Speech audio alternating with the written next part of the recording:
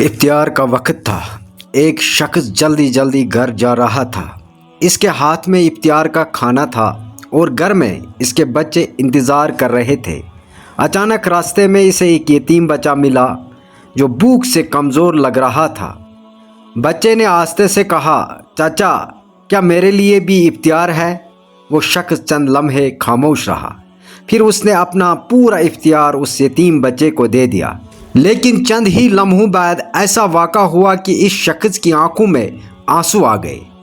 وہ شخص خالی ہاتھ اپنے گھر کی طرف چلنے لگا۔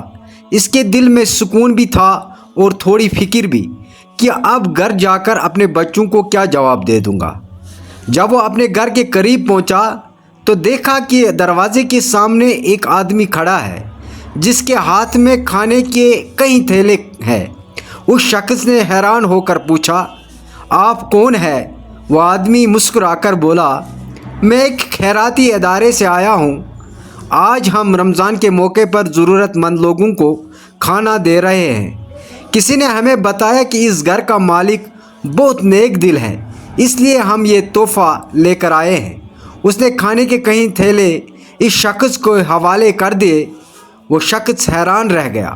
اس نے آسمان کی طرف دیکھا اور آنکھوں میں آنسو آ گئے۔